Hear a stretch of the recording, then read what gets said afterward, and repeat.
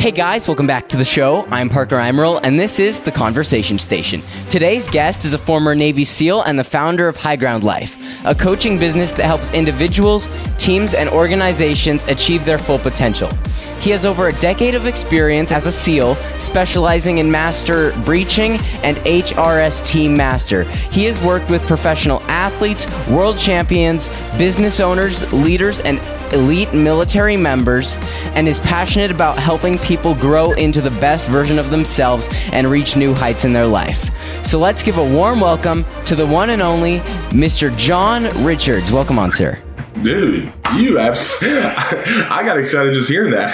Did you come up with all that? That was amazing. Yeah, I do that. I do that for all of my guests. But the hardest thing about those intros, it's not speaking it. It's especially when I have some of the longer ones, is because I have a 13-inch laptop, and that laptop sits 6 feet away from me. Oh wow, yeah. So reading, that's the hardest part, but I love those intros, especially because in the final episode I have some pretty cool intro music that goes behind it, and so that's actually one of my favorite parts of podcasting is doing the intro of all things. Dude, no, you that's a gift you got right there. That was really, really cool. You sound like a professional on-air radio host. I'm like, we're getting there. About me. I'm like, dang, I'd like to meet this guy. I'm like, John, he's talking about you. I'm like, oh yeah. Parker just made me sound really cool. Yeah. So why don't we just start out? You give the audience a bit of a background in terms of the things that I may not have covered in my intro. Yeah, let's do it. So as Parker said, my name is John Richards. I grew up in a small town in South Georgia. And kind of sort of always knew I wanted to be a Navy SEAL. I remember I was in first grade. I don't know if you've heard this yet, but I was in first grade and I was hanging out with my dad, and he shows me a picture in a magazine, and he goes, "Hey, that's the baddest dude on the planet right there." And it was a Navy SEAL, and it was the quintessential Navy SEAL picture, coming up out of the water, rebreather in the mouth, guns and everything. I'm like, whoa, okay, so that's the dude. And from there on out, I always had this weird fascination with Navy SEALs, and then it turned into a fascination with special operations in general and learning about the others like Army Rangers, Green Berets, MARSOC Raiders, Air Force Pararescue Jumpers, and they're all great. For some reason, people think there's a rivalry between the special operations communities. There's not, man. We're all on the same team, and they're all very hard to get into. On that, as I learned more about it, I started to discover the job of a Navy SEAL was more of what I wanted to do than the others. So Air Force Pararescue Jumpers, for example, very, very hard pipeline and selection course, but their bread and butter is tactical medicine, performing field work and things like that. And I love those dudes, man. I've worked with great dudes from that community, but I knew I didn't want to do medicine. I wanted to do the job of what Navy SEALs do. So that's where I went. And I enlisted in the Navy in May of 2011. I tried as early as 2009, but I had back surgery when I was 19. So I had to get a ton of waivers, which just extended the process even longer to actually get into the Navy. So said goodbye to the family May 15th of 2011, which actually was just a couple days ago. This past Monday would have been my 12-year mark in the Navy. And went to basic training, and I had my contract drawn up to go to BUDS, Basic Underwater Demolition SEAL Training, which is the Navy SEAL school, for lack of a better word. And graduated that whole pipeline. It was a 2-year training process. Graduated there in June of 2013. Then I went to language school. Did I tell you that? Did you know I spoke another language? No, I did not. Yeah, when I say I speak it, I can't really anymore. It's been so long. But back then, for whatever reason, when guys would graduate and before they would go to the team they've been assigned to, we went to language school. So every day for 3 months, Monday through Friday, 8 hours a day, I was learning French. So I learned French and then went over to Virginia Beach and checked into SEAL Team 4. And I stayed there until 2019. And then I got to work with phenomenal people, especially when I first checked in, seeing all these guys who had been at war for the past almost decade, right? Like they're literal war heroes, but now they're my coworkers. And coworkers may not quite sum it up, but that's what we're going to say. And just getting to be around men like that. And I felt like I got to stand on the shoulders of giants for a really long time. Then I was fortunate enough to be in really good platoons, have really good leadership, have really good teammates. And I did 2 deployments to Europe, all over the continent. We would go to all these different countries and train their equivalent of Navy SEALs, as well as help them with other things. And then my final one, I went to Africa, East Africa, middle of nowhere. That was cool. It was cool to see that as well. Living out in the middle of nowhere, growing your beard out, living in a hut, it's kind of cool. And came home from that and went off to the training command where I got into the HRST stuff, as you said. So the HRST is called HRST Master. And that's anything where guys are jumping out of helicopters, roping out of helicopters, static line jump master, anything helicopter related is what I was teaching for the SEAL team itself. So that was really, really, really cool to kind of wrap up my career in an instructor role, because it was time for me to go. Like, I got medically retired, and we'll get into all that too. But it was cool just to give back to the community in a way I hadn't yet. And also kind of found I really enjoyed teaching. I really enjoyed taking what I know and having what we call knowledge transfer of how do I get this individual to understand what it is we're trying to teach them. Because what we're trying to teach them is a really big deal, and it can save their life. And it can also take a life if it's not done the right way, keeping everyone safe. So that's really the overarching theme. If you want me to get into what calls medical retirement and that whole thing. Yeah, but I also just, before we get into that, I just wanted to touch on the fact that, man, teaching stuff is freaking difficult. You can know something so well, but you could have it mastered, and the knowledge might not be the issue. A lot of the time it can be the patience to teach people how to do these things. And for me, that issue lies in when in my mind it's so basic. It's like it for me, sometimes some of these things, it's like it's automatic within my mind, and I'm like, wait, how is it not automatic within your mind? Especially in this digital age, trying to teach things to the previous generations around technology is incredibly painful. But I think a lot of it comes down to having the humility and being humble enough to put your ego aside and know that, hey, even if they're not getting it, it's not necessarily because you're a bad teacher. It might be because you're a bad teacher, but knowing that you have to have that patience is so freaking difficult. It must have been even more difficult and even more of a just a harder thing when you're teaching life or death lessons. So I want to scratch at what you just said and kind of make a funny situation here with what you're talking about of teaching technology to the older generation. Dude, that is hard. Like, we're talking about a generation that accidentally has the flashlight on their phone on all the time. They don't even know it.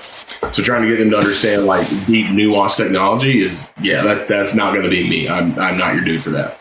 But so I'm just going to be honest with you, man. I was not a natural at anything I learned in the SEAL teams. Everything was super hard for me. My mind just was not naturally inclined to take on these things. So I'm not mechanically gifted. Like, I suck at tying knots, but I'm supposed to teach it. So honestly, my struggle at the team of not being able to grasp this stuff super quick ended up being my gift as a teacher, because I've been able to learn this from teachers and then put in extra work myself to learn it. And now I'm a guy who's in a position to teach it. So when we do have the student or students who may struggle to learn it, I understand exactly where they're at. And just like you alluded to, man, I try and offer a ton of patience and grace and helping these guys learn these things. And at the end, one of the things I would always tell myself, like you're talking about with the patience, hey, man, if they understood this, they wouldn't need you. And right now they need you. It needs a big word, right? Like, they have a big need for what you know how to do, and take this and teach them. And so one of the gifts I do have as a teacher is understanding where people are at and like why they aren't grasping this thing. And so you'll see some teachers get up there and say the same thing over and over. And let's say 90% of the class gets it, but there's two guys who don't. And that one teacher keeps saying the same thing over and over. It's like, hey, man, you've done the same thing 10 times now. They're not going to get it on the 11th. So observing that and seeing it quickly and being able to step in and figure out where that disconnect is, whether it's tying knots or rigging up a helicopter or even jumping out of the helicopter itself, but consistently having that patience to know, John, they've never been through this course. They're not expected to know it. And what I think you should know doesn't matter. All that matters is what they do or don't know. And it's on me to meet them where they're at to get them to where they need to be.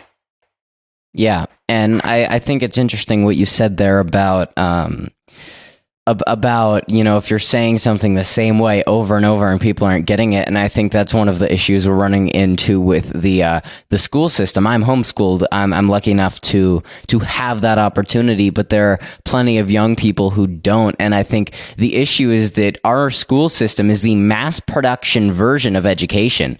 It is a one size fits all solution, but anyone knows one size fits all t-shirts suck. Yeah.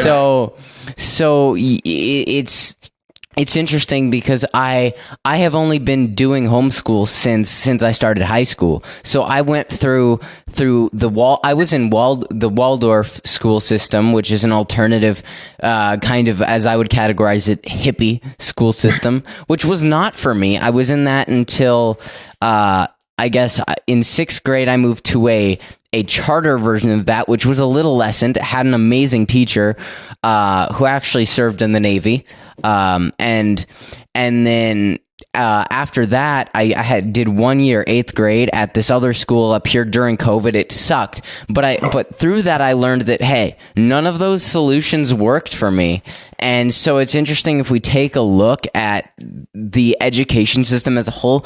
It's such a mass production approach, and it's so interesting that with all of these movements and stuff to stop like mass producing items in China, like especially with these fashion brands, these fast fashion brands, there's all of this retaliation against them producing and doing mass production, but there's not nearly as much retaliation against the mass production of knowledge and the mass production of people. No, you're completely right, man. And nothing that's ever been great was mass produced, right? Even in special operations, we say you cannot mass produce special operators. By definition, you simply can't do it.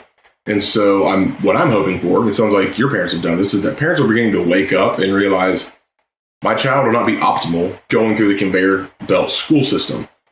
It just is what it is. I'll call it like I see it, right? And in school, especially the public school systems, we're taught failure is bad. And so before I lose people here, just stick with me for a minute. In school, you're taught if you're wrong, you failed. Where in life are we always going to be perfect? We're not. It's just simply not a thing. Like, you're a young entrepreneur. I'm sure you've already failed multiple times. But sometimes you win, sometimes you learn, right? And so school teaches us, I have to constantly stay in this little box in this lane and shoot this linear path.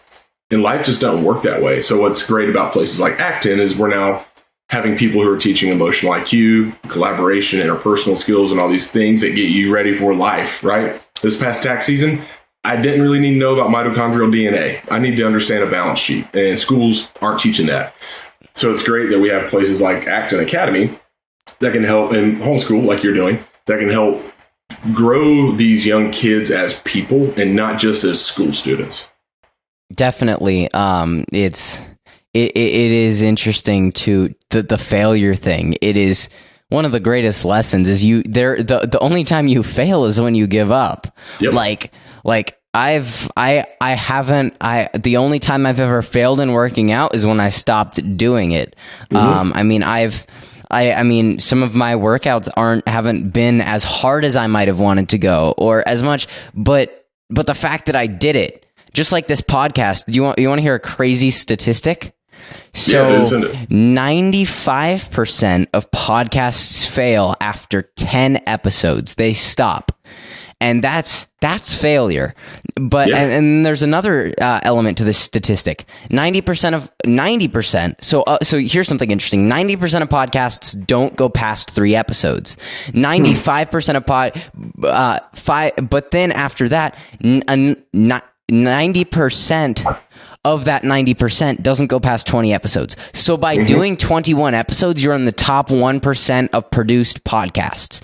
Yeah. So I think that it shows you that the only way you fail, my podcast would not be growing if I wasn't doing it. My social media presence wouldn't be growing if I wasn't putting out content.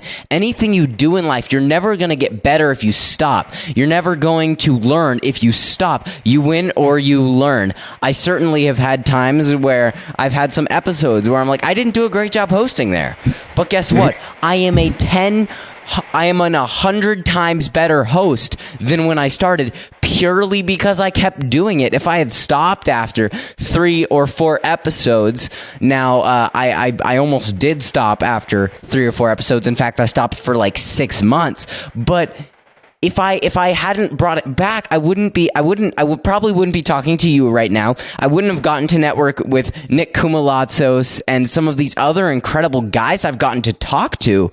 And so what you're saying is so real, because there is no failure if you get back up. Right. No, dude, you're hitting the nail on the head. And one of the things, I want to branch off a little here, and then we'll bring it back to relevancy. Like podcasts failing, like small businesses failing. What if people learn to step back and go, why do they fail? What is the driving factor, right? So I forget the numbers, but it's very similar to the podcast percentages you just said of small businesses failing within a year or 2 years or 3 years. Well, let's step back and look at why. Because if you want to be great, don't do what everyone else is doing. And if 90% is failing, don't do what they're doing. So if it's someone just randomly quitting their day job and trying to start a business that they've got no track record, no revenue, yeah, you're probably going to fail because you're going to have to go back to your regular job to make money. Same thing with the podcast. Why do they fail? Well, did you just randomly wake up one day and go, I want to interview people, I'm going to start a podcast? Well, you're kind of destined to fail. If failure to plan is planning to fail, right? So just the fact that you know those statistics makes you an outlier right there. Because not many people probably I didn't know that. Most people probably don't know that. So if you can just learn those numbers, that helps you. But then if you can learn the why behind those numbers, it severely helps you. And with failure, dude, I learned way more from failure than I ever did succeeding. And in fact, in second phase of BUDS, which is the dive phase, when you learn how to combat dive and stuff like that, there's a week called Pool Week. And the final thing you do is called Pool Comp. And it is a accumulation of all these things you've learned all week. But every day that week, you have tests. And I failed mine every single time. Out of 8 of them, there were only 2 I passed on the first attempt. The first one I passed on the first attempt, I don't know how I did it. Be honest with you. It's called a nighttime ditch and dawn. And that's where you and your buddy, you go down, the instructors come. I mean, they hit you, they throw you around, they rip your tanks off your back. It's very gnarly and aggressive. With nighttime ditch and dawn, they actually put tape over your mask so you can't see. So it simulates nighttime. And the test that day was nighttime, buddy, ditch, and dawn. So while we're getting hit by the instructors, we have to work through our procedures of getting our tanks off our back and the whole rig off of us underwater, sharing an air source, and then putting it on the other buddy. Me and my dive buddy passed that somehow, I don't know. But I mean, even the simple test, I was failing. Sometimes I failed them twice, and you only get 4 attempts. Sometimes I would go to the 3rd attempt, 4th attempt. But what happened was each time I failed, I was making a new mistake I hadn't made yet. And while this may make me sound like an idiot, by the time Pool Comp rolled around, I had made every mistake possible. And I don't repeat mistakes. Like, that is a hard and fast rule for me, man. Like, you can make it once, but once you've been corrected and you know the right way to do it, we don't do it again. So by the time we got to the hardest test in second phase, I was ready. There was nothing new. You weren't going to show me anything I hadn't seen because I had messed this up so much already. So I actually passed it on my first attempt. And once you pass Pool Comp, there's like a 95% chance you're going to be a Navy SEAL. Like, this is a huge, huge, huge gate to get through. I know guys who've been dropped from the program for failing Pool Comp. It's serious. And what's crazy is we have this whole list of guys in my class who hadn't failed at all yet. And then they get to Pool Comp and it took them their 4th attempt to pass because they weren't used to failing, pressure, seeing things they hadn't seen. Whereas I had just been beaten over the head with all these mistakes, and I knew, like, I had developed my own system to get me through this thing. So because of my failures, I was primed to pass the most important test of the phase. Yeah, it's interesting to just notice how vital a role that failure plays in success. Like, I would argue the most important part of success, the most important part to becoming successful, is failing more than you would ever wish on your worst enemy. Yeah. I mean, like Thomas Edison, dude, this isn't hyperbole, but I'm pretty sure he failed 1,000 times, if not more, making the light bulb. And someone said, how do you fail that much? He goes, I never failed. I just learned what didn't work. And now we have lights, right? Like, what if he had given up after the first or the 10 or the 100th? But he knew something was there. And he kept going and kept learning and kept refining and got better and created the light bulb. Yeah. Yeah. So let's move it back a little bit, and let's touch on what you were saying earlier about what caused the medical retirement and all that. I'm curious. Yeah, so I was medically retired in October of 2022. That was when it came to an end. I had been in what's called medical board for 18 months at that point, and that's when you are so injured, they think you cannot continue on with your career, and it's in your best interest and in the team's best interest for you to move on. So back in 2017, I started going through these weird bouts where I would stand up and get lightheaded, which doesn't sound too abnormal, you know? And then one day it got so bad, I stood up in my hotel room and we had the room blacked out, like we had the curtains drawn. We were trying to take a nap during the day, and I got severely lightheaded. And with the room being dark, I couldn't find anything to grab onto or even just look at something to figure out where I was in space and re-get my spatial awareness. And so I ended up collapsing. I was boom, like a sack of potatoes. And I wasn't fully unconscious. My whole body had gone numb and I was super tingly. But on the way down, I cracked my head open on the bathroom counter, just dead weight, boom. And that knocked me out cold. I was out at that point. And I was only out for like a handful of seconds. But as I woke up, the first sensation I noticed was blood running down my neck. But since I had been numb when I hit my head, I actually didn't feel the hit itself. So I'm like, what is going on? My roommate was a medic, so that worked out perfectly. And I'm like, hey, dude, I don't want to say his name. I'm like, hey, dude, I need your help. He's like, you're what? And he sees me, puts his hand on the wound to stop the bleeding, and just drags me to the bathtub. And from there, we work a plan. We go to the University of Arizona's ER, get staples in my noggin. Super easy. And then I had to go in front of the SEAL Team 4 medical staff.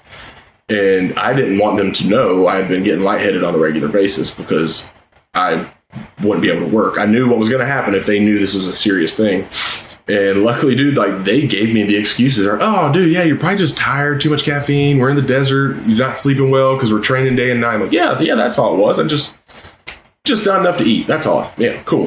And they're like, yeah, fine, dude, you're good to go back to work. And that was the final few days leading into Thanksgiving. So we go on Thanksgiving break. We train some in December. And then in January, we were on a combat dive trip. And I black out underwater. Not good.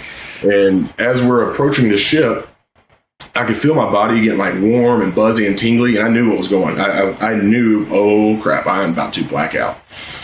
Well, we don't dive a regular scuba rig. We dive what's called a Draeger rebreather. So it doesn't blow bubbles. You inhale and air comes from one hose. You exhale and it goes into another hose. That expended gas goes across a bed of rocks that scrub out the CO2, and then it recycles it into oxygen again. So you're breathing oxygen the whole time. And one of the issues with that is if your rig goes bad, you can go hypercapnic, hypoxic, and all sorts of other things. And the remedy is just get to the surface, take your mouthpiece out, and breathe air. And so I was thinking, okay, maybe that's what's going on. I at the time, I didn't think this is the same stuff I've been seeing. I just know I'm feeling weird, so I need to get to the surface. And it's happening so fast, I don't even have time to tell my dive buddy, like, we need to go up. And we're tethered together. And so I shoot to the surface, get my mouthpiece out, and then I black out on top of the water. But I'm breathing air at that point. So I'm floating on top of the water unconsciously. And then he's underwater, and he looks around, and he's like, where'd John go? And he looks up and sees me, and he thought I had just lost my buoyancy control. Like he thought I accidentally floated to the surface. So he pulled me back underwater while I was unconscious with no mouthpiece in. So now I'm unconscious and drowning at the same time. And what's wild, man, is while I was blacked out, I knew I was drowning. I could feel the water going down my throat. I could feel my head thrashing, looking for air. Even an unconscious body will put itself in a position to breathe. And so that's what's going on. And other than pulling me underwater, he was on his game that night. He said very quickly he heard gurgling and thrashing, looks over, sees me convulsing with no mouthpiece in. He's like, oh, crap. So he shoots me to the surface, and then I wake up. And at that point, that was the first time in my life I ever answered a question out of pure fear. The instructors were up on the ship looking down, like, hey, what's going on? And I said, I don't know. I was shaking. I don't know. I don't think I need to go under. Again, I think I just passed out. They're, what? All right, stay there. So they pull me out. We do the whole medical thing there for the rest of the night. Like I had to go to the decompression chamber to make sure I hadn't come up too quick and there were bubbles left in my blood and brain and all these other regular dive things. And that took us to like 2 or 3 in the morning. So the next day I have to go back in front of the medical staff, and they're like, dude, what is up? I'm like, okay, well, y'all know of these 2 incidences, but actually for months now, when I stand up, I get super lightheaded. And they're like, all right, well, you can't train, dude. Like, you can't operate like this. Like, what if you had a machine gun in your hands and you lost consciousness and you just and shoot people, you know? And I fully got it. Like, they weren't wrong for doing that at all. They were completely right. So they told me if I wanted to operate again, I had to go through a full medical workup to get cleared. And I went to cardiology. It was normal. Neurology, a basic neurology scan was fine. And they're like, all right, well, the next department you have to go see is mental health. And in my mind, I'm thinking, that's a check in the box. Like, there's nothing there. And I sat down with mental health, and that's where I would dwell for 12 months, man. Turned out I had been running so hard for so long with no restoration. My body was shutting itself down in an attempt to keep me safe. And what was going on with the early lightheaded phases was my subconscious linking up with my body, trying to get my attention of, hey, we need rest. We are shutting down. And also what I didn't realize too, at the time I had PTSD. I had almost died like 4 times, like serious, like really, really, really, really close to death. But in the SEAL teams, that's, I don't want to say normal, but like, dude, I've gone into a death spin skydiving and had 15 seconds before I hit the ground. I figured it out, got my parachute out, I landed. I'm like, that sucked. I need to I got to get ready for my next jump. So you just constantly live in this extreme environment. And you don't realize the toll it's taking on you. So I was carrying all this baggage that I didn't realize I had, and my body and mind were beginning to freak out because they're not feeling safe anymore. And they're trying to get my attention, showing me like, dude, you've got to stop. You got to stop. You got to stop. All right, we're going to make you pass out. Okay, you're still not stopping. All right, we're going to make you pass out underwater. And then finally I got the hint. And, I said the neurology stuff was normal. Once we did the more in-depth stuff, we did discover I had multiple traumatic brain injuries from being around so many explosions, just get my noggin rattled. So long story long, essentially emotional fatigue, mental fatigue, traumatic brain injury, PTSD was all finally starting to take its toll after a decade. And at that point, they realized, like, this isn't getting better, man. Like, you living in this environment could result in you dying, and it's time for you to go. And so I went to the medical board process, and that's when they deemed me fit to be medically retired and no longer a part of the SEAL teams. Interesting. Yeah, that's crazy. It is crazy how much the mental side, and I think a lot of people do neglect that, how much the mental side can affect your physical health. Mm-hmm. And it's quite interesting. I mean, that must have totally sucked for you, especially because you had worked so hard to get there, and then just like, bam, it got, to some degree taken away. Yeah. I've told multiple people, man, the hardest part of my career was getting out. It wasn't buds. It wasn't Hell Week. It wasn't a crazy thing on deployment. It was simply leaving. And humans are meant to have humans, right? We're all meant to have a tribe. But I happen to be in a very, very tight-knit tribe of which I've been working very hard to become part of. And now out of nowhere, I'm being severed from it. Even though I know it's best for me, it is time for me to leave. You're still being disconnected from your tribe, this thing I'd known for over 10 years, And so even once, so I still tricked the medical staff into letting me deploy that cycle. It's crazy. And I came back to Virginia Beach, took the instructor role I was telling you about. And then things got weird again, even there at this training command. So I wanted to stay out in front of it. So I reached back out to mental health just to talk to them, let them know what was going on. And I didn't realize it, but I was basically self-reporting. And at that time, the mental health provider labeled me NPQ, which means not physically qualified. And I didn't realize she did that. So I wasn't allowed to do anything at that point, but I didn't know it. So I just kept doing stuff. And I start putting in applications to become a team leader at these different teams because it's time for me to leave the instructor thing and go be a team leader. And she calls me one day. She's like, hey, John, what you doing? I'm like, hanging out at work. What you up to? She's like, hey, why do I see you're putting in a package to be a team leader? I'm like, because I want to be a team leader. I don't understand what you're asking. She's like, John, you're not physically qualified anymore. I'm like, what do you mean? She's like, last time you were here, man, I made you NPQ. I'll never clear you to operate again. Like, we worked through a storm with you to get you cleared, and then you came home, and then you took this new role that's a lot easier, a lot more downtime, less taxing, and these problems are still popping up. what do you think is going to happen if we send you back to a team? Like we can't roll the dice and just hope it works out. Because what if the next time you black out, you don't wake up, you know? So that was what really kicked off the med board in itself. And from there, that was when like all these issues I'd been neglecting really came to light.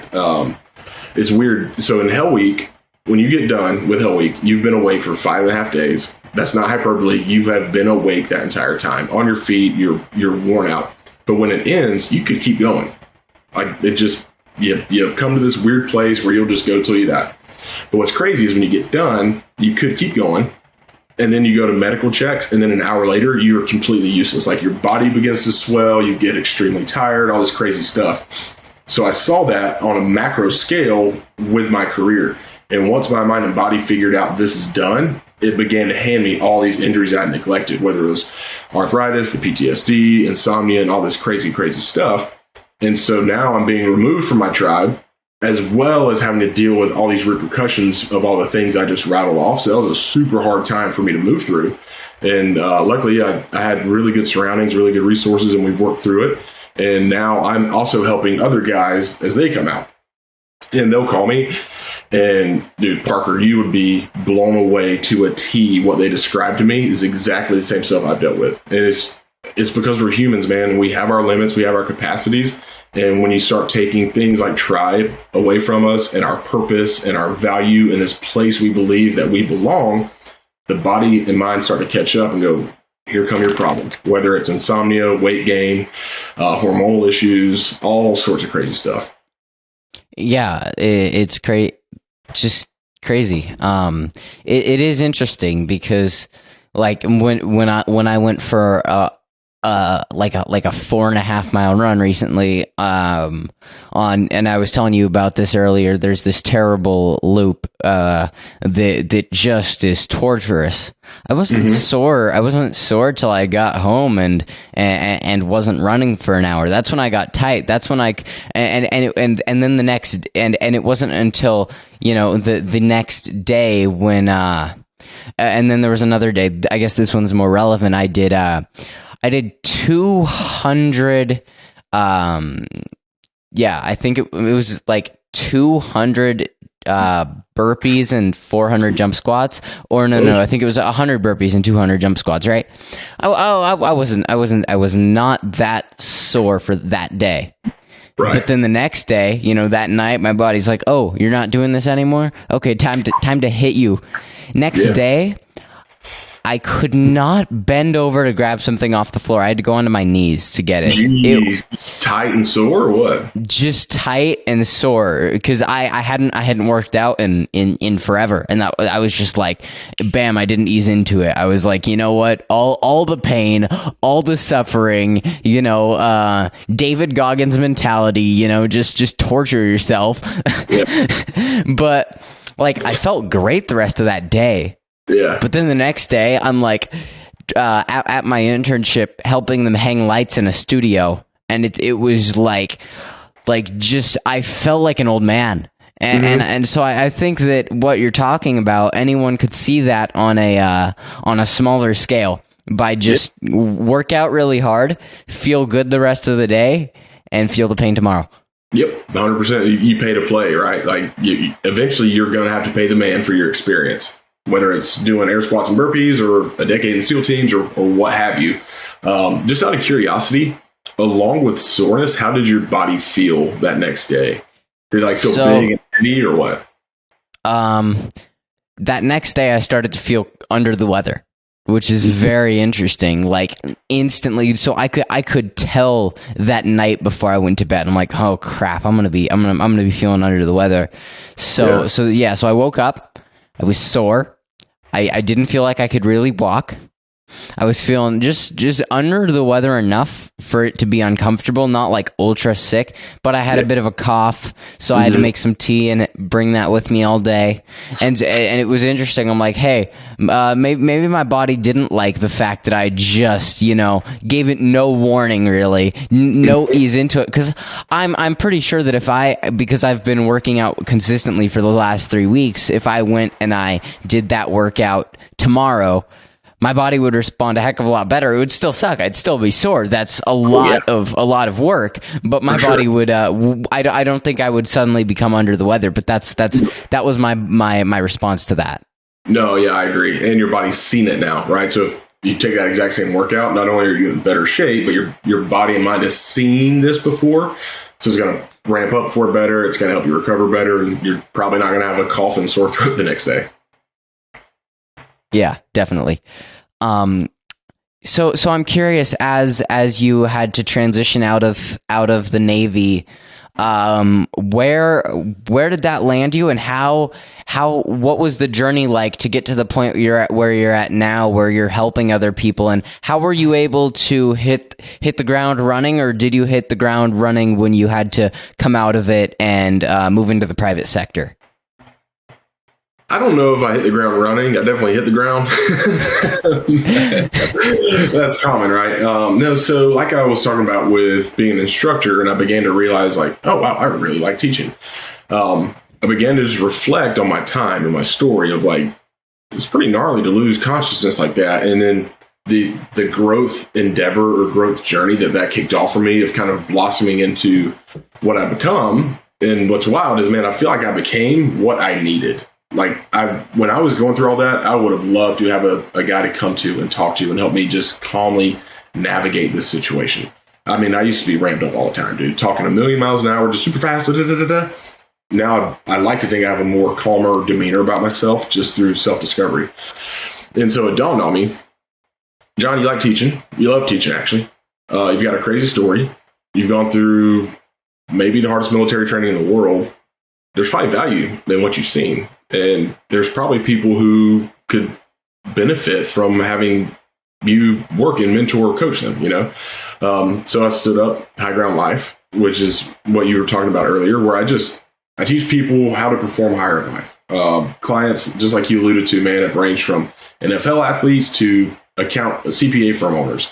And people hear this and like, well, dude, how do you work with an NFL athlete and an accountant? Like those are two different things. But yeah, you're right. They are completely different. But before someone's an NFL athlete, before someone's an accountant, before someone's a Navy SEAL or a podcast host, you know what you are? You're a human being. And there are things all humans can be doing to improve and enrich their lives, to help them grow into a better version of themselves. So with the NFL athlete, dude, he's forgotten more about football than I'll ever know. I'm not here to make him a better football player. What I'm here to do is to help him see himself for who he is and figure out what does that best version of him look like? What are the habits? What are the behaviors? What are the thoughts? And then I help him grow into that. I don't say I make him grow into that. That's impossible. I walk with him through that process. And so the end state, or like the overarching theme here, is if we can improve you into the best version of yourself and then let that best version go play football on Sundays or go lead an accounting firm or go be a private equity owner, then the performance is going to go up because you're bringing a better version to the table to operate and to go up against the competition. So really, it all comes back to them being willing, ready, and able to grow into that best version of themselves. And you actually were alluding to this without realizing it when you're talking about podcast hosting. What's cool, man, is if I get with someone and they're right here and they see they want to get here, well, as we start getting closer, they can actually see down here. And then we just keep going. So you constantly see this better version that you want to grow into. Just like you said, with your podcast hosting, right? Like you're 10x better than what you were. And what you started as, you could see where you wanted to go. But now, like when you do an episode and you go back and rewatch or re-listen to critique yourself, you're seeing a higher standard to improve to than you did when you first started. Whereas when you first started, you would kill to be where you're at now. But where you're at now, you're like, dude, I'm trying to get here. So there's just this constant growth that you'll never catch. It's impossible, right? Matthew McConaughey said it best. His hero is him 5 years from now, because I will never get to that person. No matter how hard I try, that version is always going to be a better version of me, and all I can do is chase it. 100%. I love that quote from McConaughey. Have you ever read his book, Green Lights? No, I haven't, but really I have seen the best sci-fi movie of all time, also known as Interstellar. Yes, sir. I agree with you.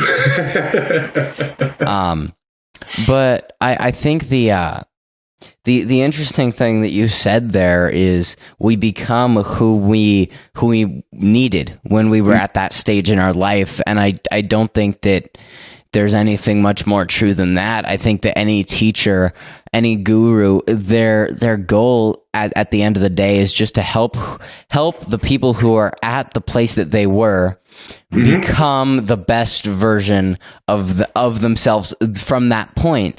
And I think that's interesting where I think that in business, that is one of the best ways to go about it. Do something and then teach someone how to do it better than you ever did it. Yeah.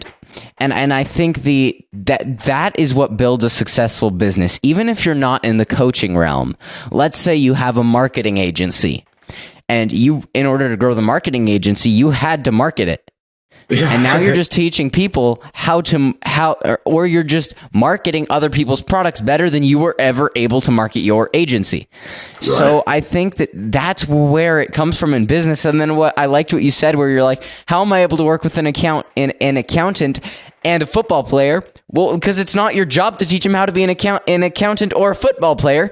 You are teaching them how to get the fundamental basics of their mind right. And that is the most important part, because I know personally I had a moment like 6 months ago or so. Yeah, wow, it's been basically 6 months. In like a couple weeks it'll be 6 months. I just had this moment where I had this mental unlock. And at that moment, I was just like, dang, I haven't done a podcast in 6 months. I haven't done anything in 6 months, really. And it was that moment where I'm like, okay, I'm just going to go become the best version of myself.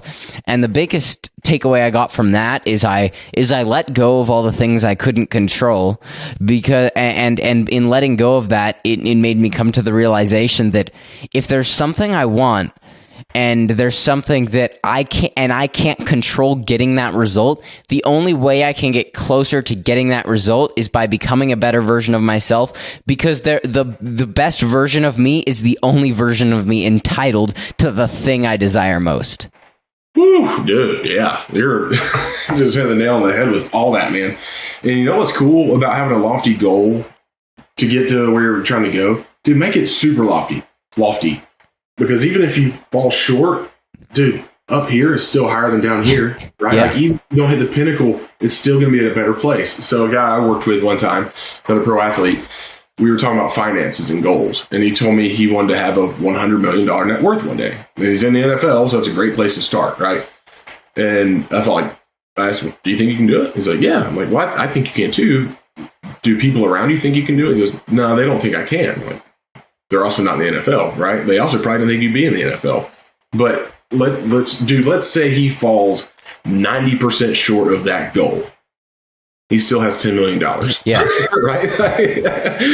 So if he can take it upon himself to learn entrepreneurism, and once his playing days are over, figure out how to provide a service to people, go into the marketplace, solve a need, find a problem, solve a need, right? Like, it's just going to take care of itself. I know a guy who started in bankruptcy with a $600 million cash portfolio in real estate.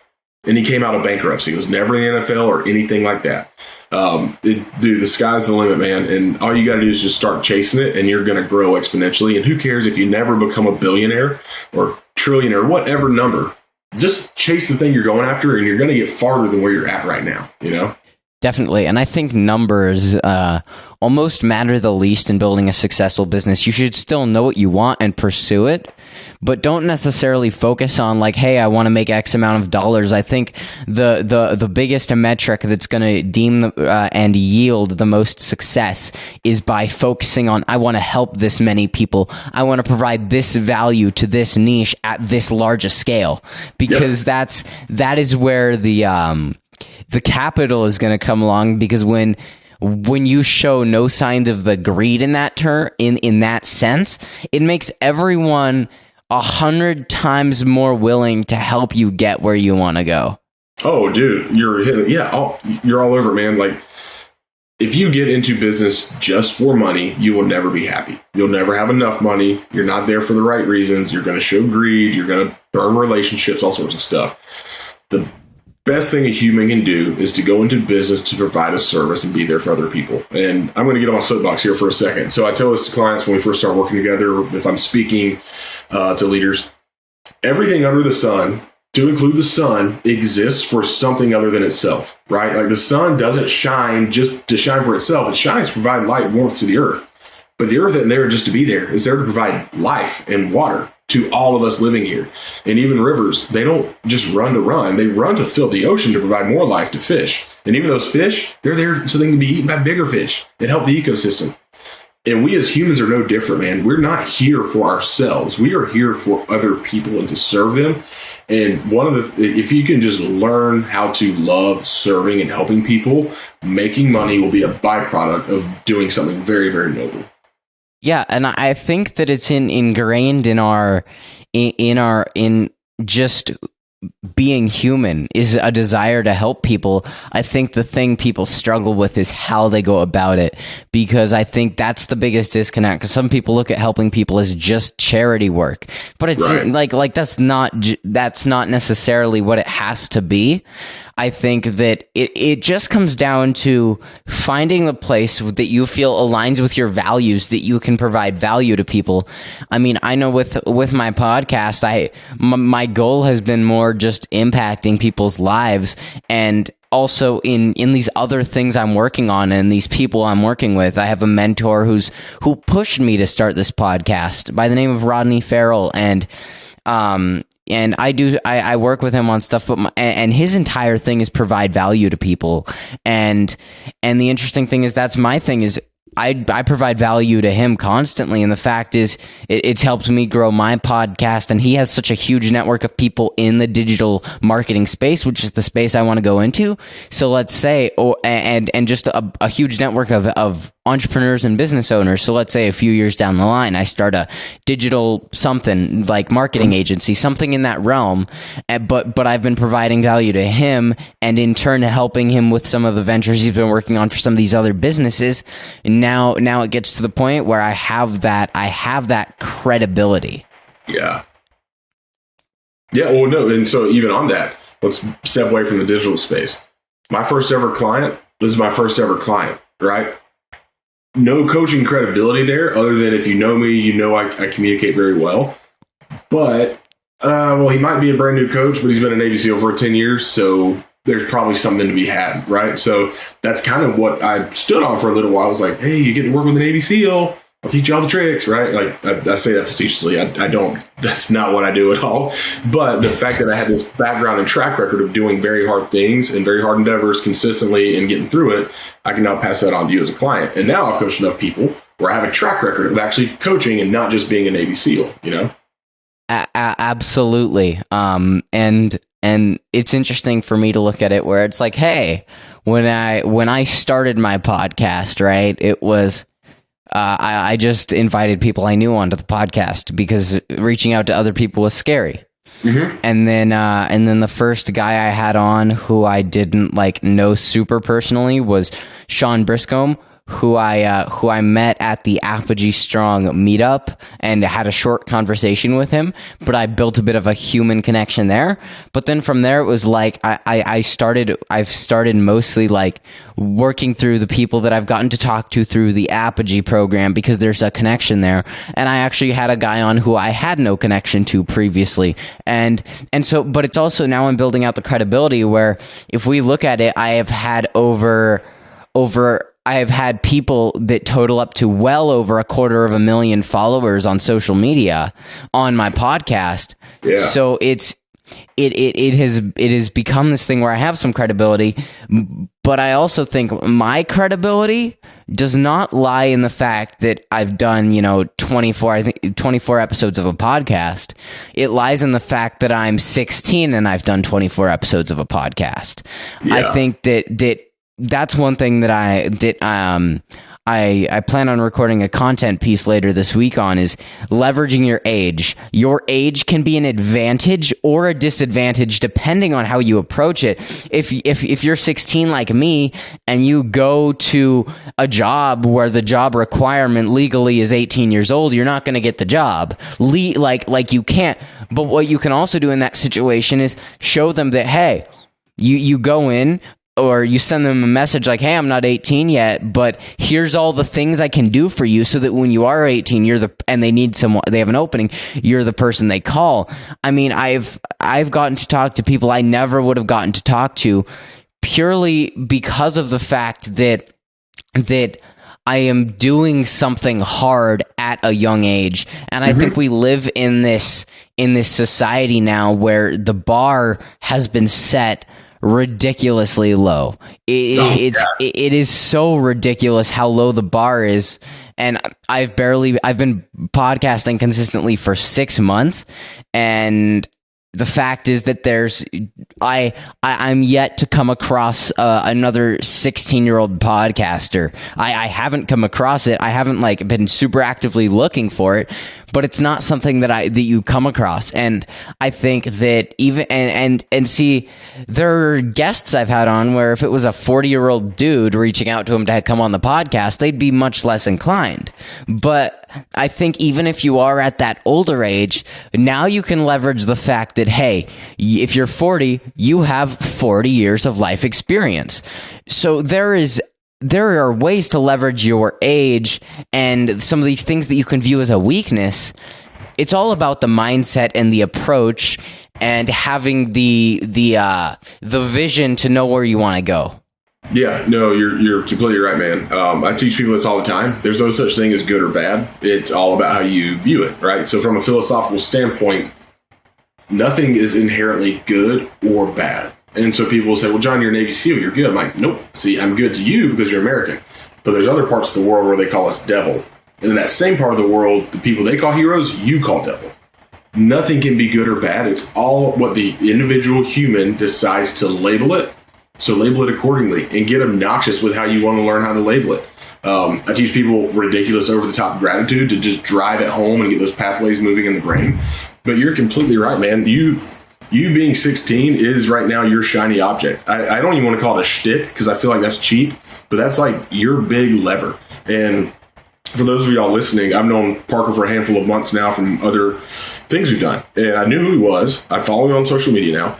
And he sends me this wonderful voice message via Instagram DM. And he introduced himself. He sounded very professional. He addressed me as sir, which he knows I don't like, and just spoke very, very confidently and professionally. And the whole time, dude, I'm just getting more and more excited with every word you say because you're just nailing it. Like, you sound super professional. And then you even ended it with thank you for your time, sir. And so from the whole approach, yes, chronologically you're 16, but you're not performing like a 16-year-old. You're performing like a professional. So now not only is it this cute little show where a 16-year-old runs it, no, it's not that at all. It's a professional who runs it. He just happens to be 16. So now you're magnetized by people who think it's cool to work with a 16-year-old, but then really cool to work with a professional 16-year-old. And even as you get older, that number is no longer so low. You're going to keep growing as a professional where people are going to hear it and hear you and be like, oh, yeah, I'd gladly be on that show, you know? Absolutely. And I think it's interesting because you can take things and you can either make them part of who you are, or you can make them who you are. At the end of the day, I'm a professional. But at the end of the day, I'm also 16. But my main identifier is not the fact that I'm 16. Yes, when I run an intro to someone, when I send a voice message, I say, "Hi, I'm Parker Imrellis. I'm a 16-year-old entrepreneur and podcaster." But the emphasis is on the entrepreneur and the podcaster. 16 is just an element of who I am. It's not who I am, but I think also the fact is that I am 16 and I'm working towards this goal, this thing. And so let's say when I'm 25, it'll be, hey, I've been doing this for 10 years. You want to come on my podcast? At that point, it will have grown because it's inevitable when you do something for that long, that consistently, that it will grow. So the fact is that starting at a young age means that as you lose the credibility of being young, you gain the credibility of having the experience. And I think the fact that makes people excited to come on this podcast specifically is that I'm doing more than most 16-year-olds. But the fact is that if you're someone that starts young, you're 16 right here, and you keep going all the way down the line, staying consistent. The fact is, when you're 25, you'll have done more than most 25-year-olds because you were doing more than most 16-year-olds and doing more than most 17, 18, 19, 20, and you're working towards it so that every step along the way, you are working harder than everyone else and doing more than everyone else. Right. And not just harder, but smarter and more experienced. There's going to be problems that you can see coming from a mile away that they won't see until they sit down and hit record and they start the interview and go, oh, crap, I was not prepared for this. For you, just another day, And, dude, you're not going to be 16 forever, but you can always be professional. And as long as you ride that lightning, you're going to continue to grow. And then what you'll notice is while the 16-year-old shininess may fall off, there's going to be a new shininess that shows up, one that you can't see coming right now. I don't know what it is either. But as you continue this path and staying professional, other good things will get attracted that you'll be able to hold that title of. Yeah, definitely. And even just in the past 5 months of being very, very consistent with this, now I have an episode I'm recording this month with the co-founders, or I don't know if they're the co-founders, but two people that are high up in a company that is creating a fully encrypted enterprise chatbot. So like ChatGPT, but for enterprise, because a lot of these enterprises can't give their information to ChatGPT because now it's out there and they're using highly confidential information. And so what they're creating is a program called Auto AI, and they're coming on the podcast and they're going to do a live demo. And so the fact is that, yeah, I'm 16, but that at the end of the day, I'm doing a live demo for an enterprise product.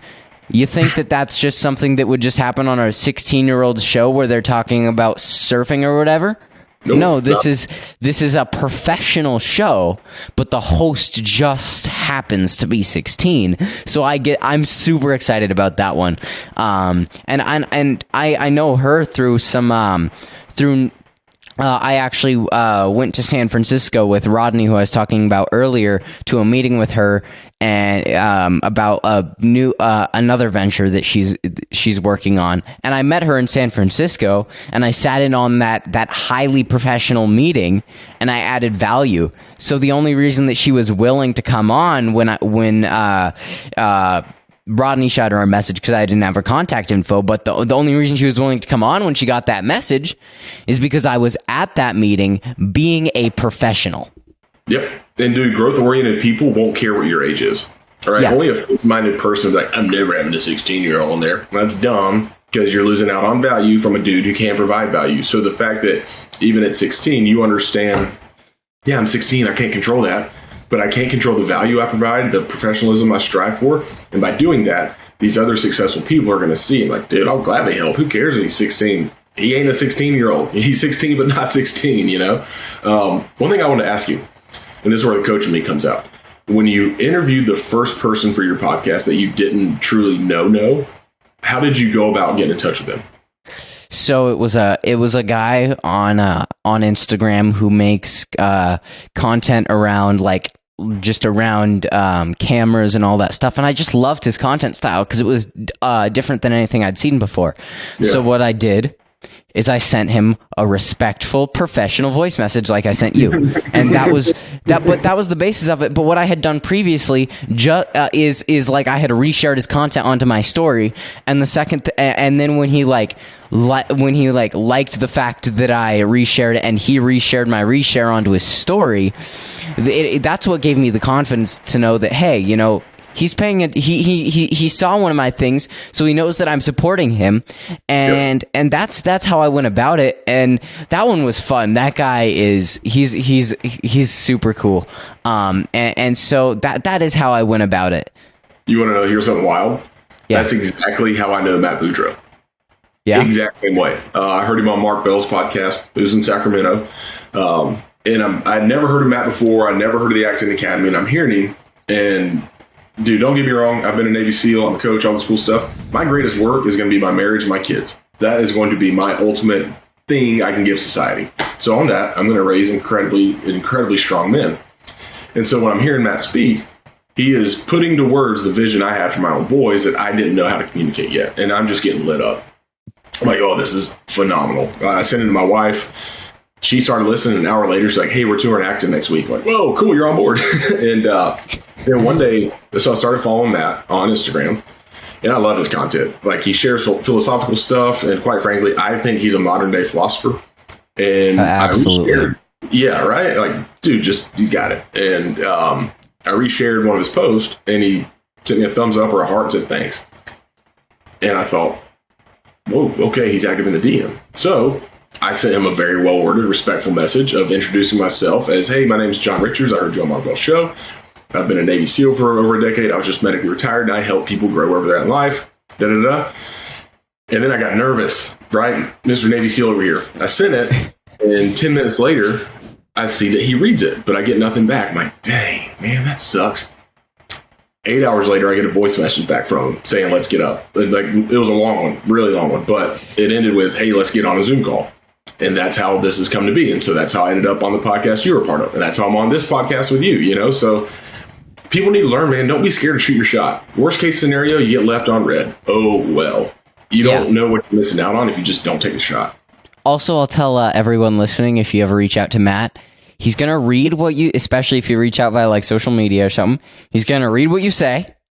It'll be a couple hours and he's going to send you a voice message. Like most of the time, he loves his voice messages, man. Oh, yeah. And I love voice messages because it is a better way to convey your excitement or whatever it is that you're trying to convey. But that's very interesting that's how you went about it. And so here's the interesting thing. Mr. Nick Kumalatsos, right? Who I had on the podcast. How I got him on is he had come on like months and when I reached out to him, it had been like a year since he came on the Apogee Strong call, and I hadn't even been on that call, but I had listened to the recording, and it was just, it's great. He's freaking Nick Kumalatsos. How can you not love what he's doing? He's doing great stuff. Yeah. But what happened is I just saw that this guy viewed my story, and I clicked on his profile, and he had 100,000 followers. I'm like, what the frick? Because some of my stuff had been shared by the Apogee account, but he was like just viewing my story, and he left a like on my story. Oh, cool. And I'm like, and then I was like, okay, and then I'm like, okay, wait, I need to go through the archives and find this guy, on the Apogee recording. Rewatched that like 3 or 4 times, just got me amped. Started watching a bunch of his stuff, and then I basically sent out a written version of the voice messages I sent to people, and he replied, and then it was a bit of scheduling him was a bit of a nightmare. Yeah. Just because he's a very busy guy and he had to reschedule a couple times, but that episode was amazing. And the funny thing is, guess who gave me the idea to send my potential guests voice messages? Probably Matt.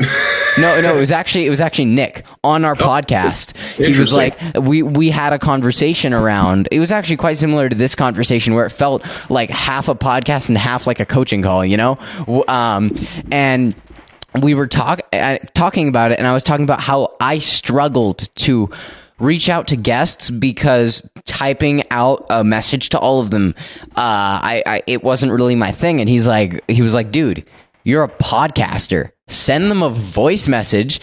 And then he was like, when I get voice messages, I'm far more inclined to respond because I get far less voice messages than DMs. So there's a reason I've switched fully to voice messages. So is that the main point for you? He's why you do voice messages and no longer type it out? I immediately that night I started. From then on, I was like reaching out to guests, voice messages. It was fully Nick. No, that's awesome, dude. Man, I love it. I like the voice message you sent me. I'm like, this is phenomenal. Like I've shared it with other people. Like I wish I could forward it. It won't let me do that. But anyone I've told I'm coming on this podcast, I'm like, dude, check out this message this kid sent. He's only 16. Listen to this, and like they're just blown away. Again, you're using your levers and your tools and your talents to your advantage, which is great. But no, dude, like stick on it. And even when Matt and I communicate, even if we're texting, I would say 80% of our communication comes from voice messages. And it's cool, man. Like I don't mind getting a 2-minute voice message from him because it's going to be worth hearing. And he puts thought into it and you get good clarity and all the good stuff that comes along when a guy like that communicates to you. Yeah. And it's funny. He'll either send me like that, or he'll if it's like a long thing, he'll send me a video, right? And that's the same thing with my mentor Rodney.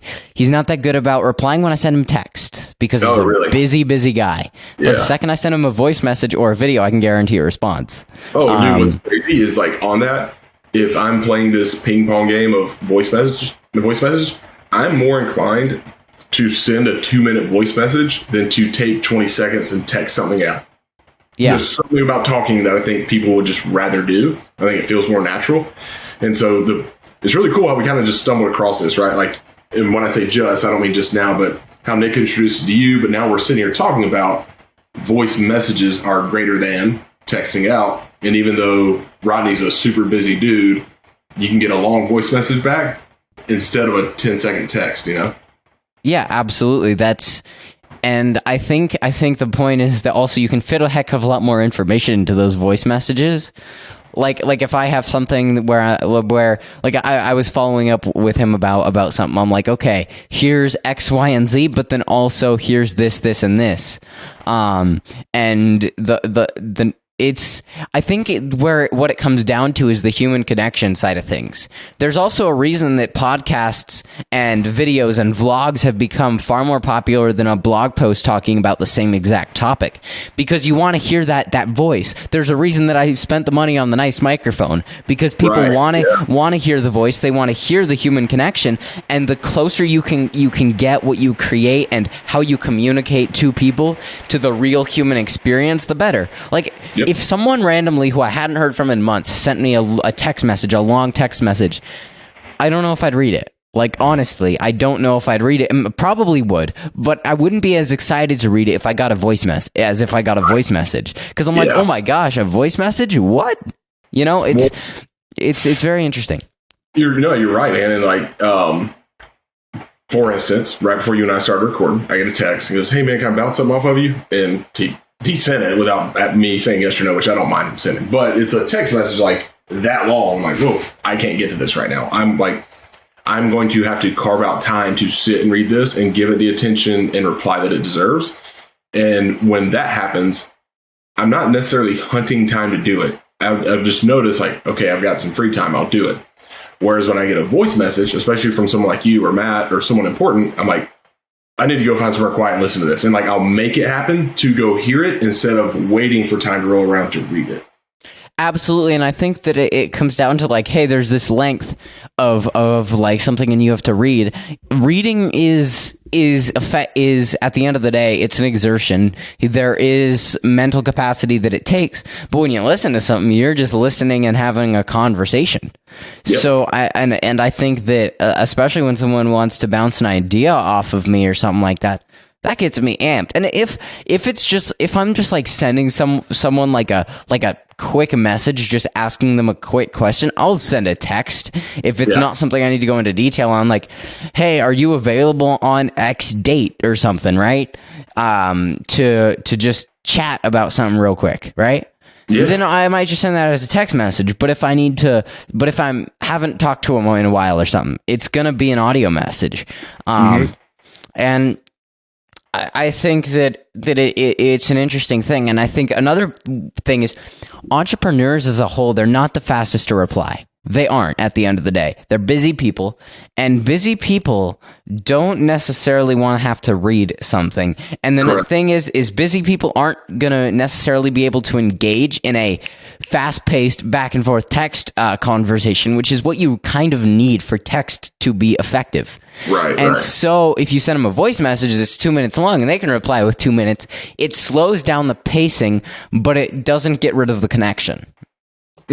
Yeah, no, you're hitting the nail on the head. And like you just alluded to, super busy people don't want to sit and read. It's not a laziness thing. It is simply a bandwidth thing, right? Whereas if I get a voice message, I know, I can keep walking or doing whatever I'm doing and just hold my phone right here and listen. The only thing I got to worry about is touch the screen every 30 seconds so it doesn't time out and restart. But I can feel like I can stay on the fly a lot more listening to a voice message compared to like having to look down and stop whatever it is I'm doing to read the text.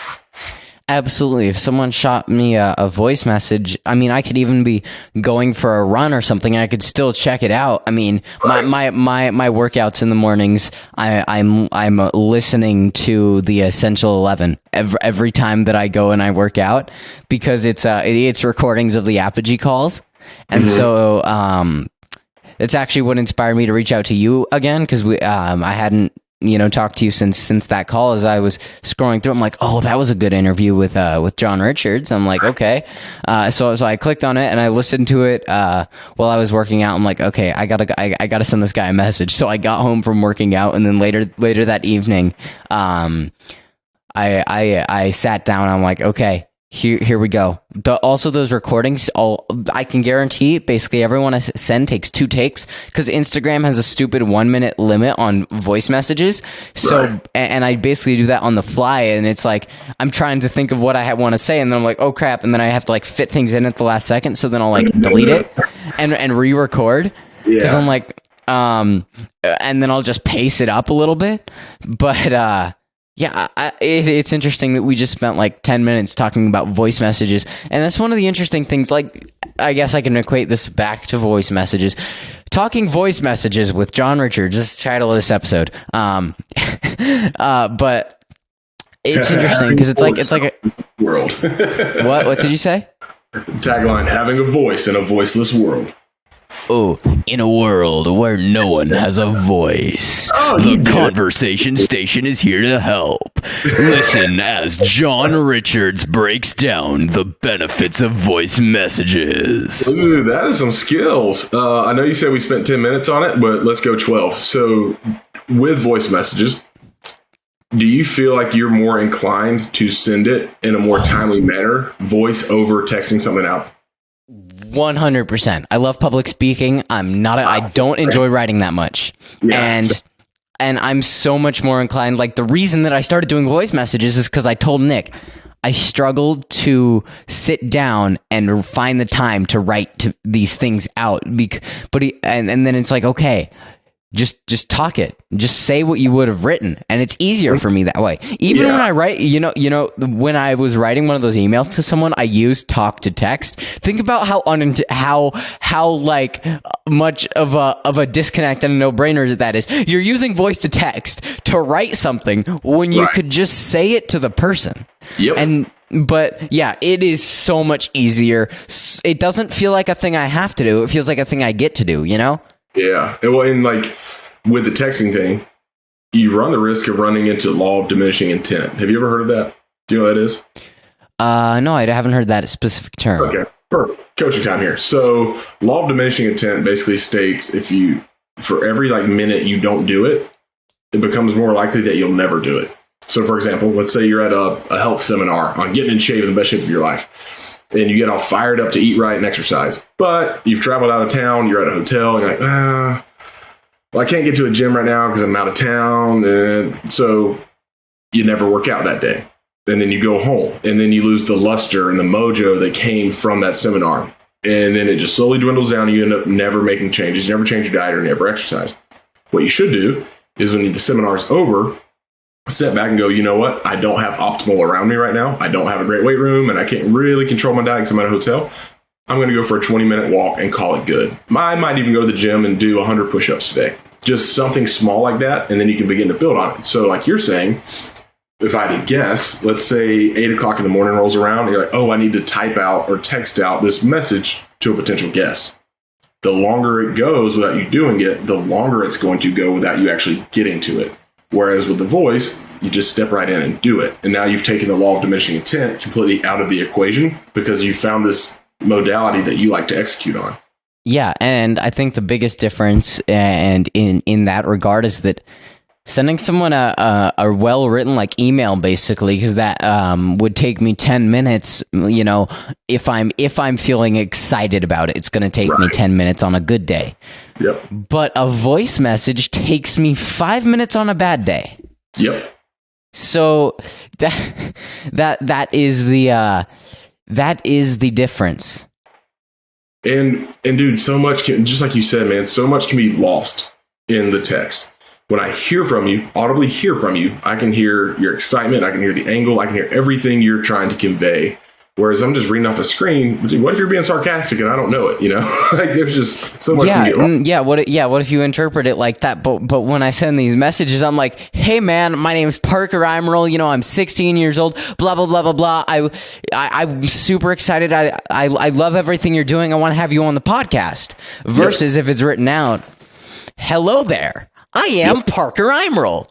Right. Would you come on my podcast? We really like what you do. Yeah. Cool.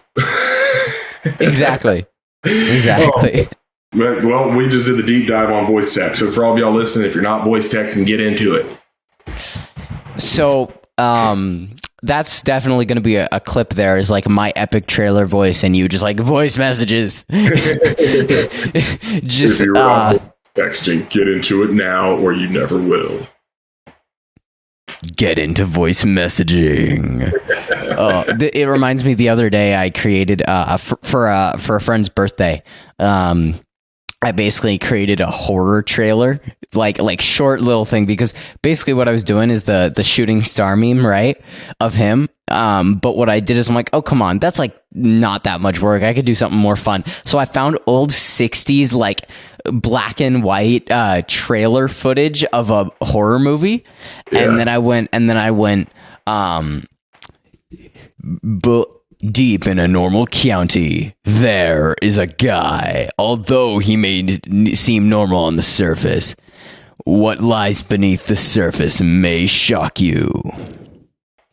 I had him on the podcast so I can say his name. Craig Terry is a star. And then it went to the star meme. And it was, so I like, and it was, I don't know why I even started talking about that. Oh yeah, because I was just doing the trailer voice, but it's fun. And that's one of the things I love about media is the fact that like, hey, I did that because I wanted to.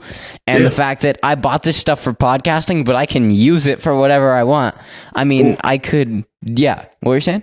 It's art, man. Like you're expressing yourself through media, right? Like you get to put flavor, twist, flair, whatever you want into whatever it is you're working on based on however you're feeling that day. And you kind of get you full on get the artistic, creative vibes going, and you're finding a way to express yourself via media, and it's up for interpretation. Therefore, it's art. Yeah, absolutely. So